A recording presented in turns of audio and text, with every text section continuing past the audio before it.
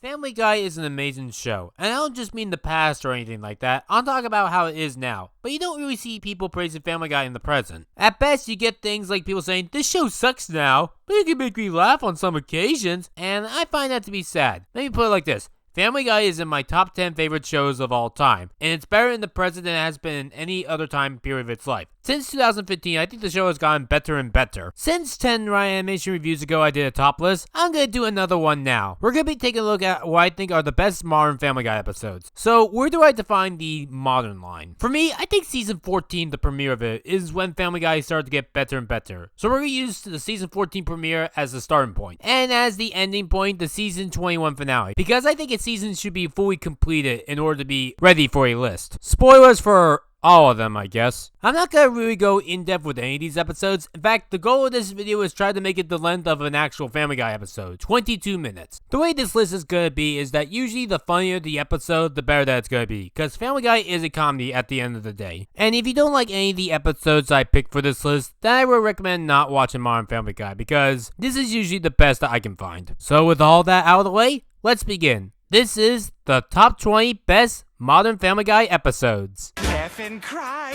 These are Family Guy.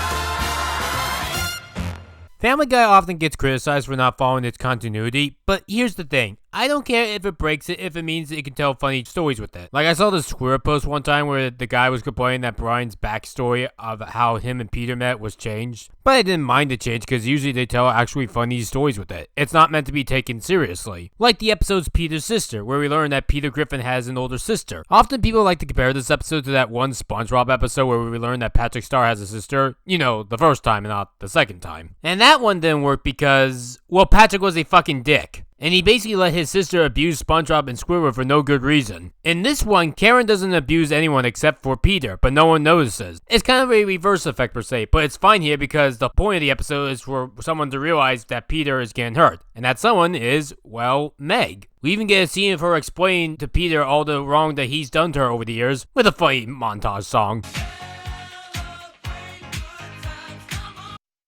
Man, I love that song. I think the Peter and Meg situation is handled perfectly fine here, because after this episode, I can't think of a single episode where Meg gets tortured. Maybe for a joke or two, but I can't think of a full-on episode. It's almost as if this episode was the turning point for Meg, in a very good way. And anytime that Peter ever does abuse Meg, Meg is able to fight back. And if Meg doesn't technically fight back right away or at all, Peter gets his comeuppance / karma. Meg, do you know how to use Microsoft Excel? Yeah, I'm actually pretty good. Yeah, you would, dork. But I do need to make that spreadsheet or I'm fired. Ha! One thing Family Guy in the modern times is great at doing is taking a scene that is sad or depressing and then being able to change it to a lighter, happier, and funnier mood. Hey Meg, Thanksgiving's over. Come help me with the Christmas decorations. Meg!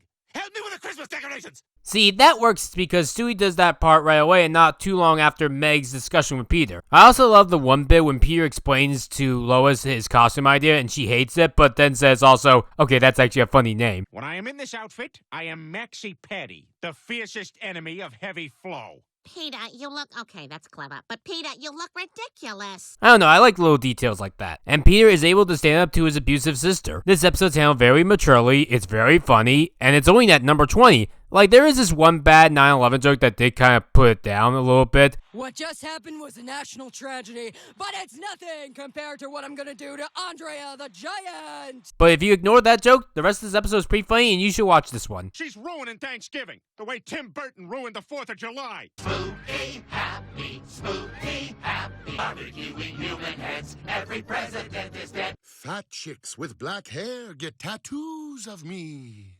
These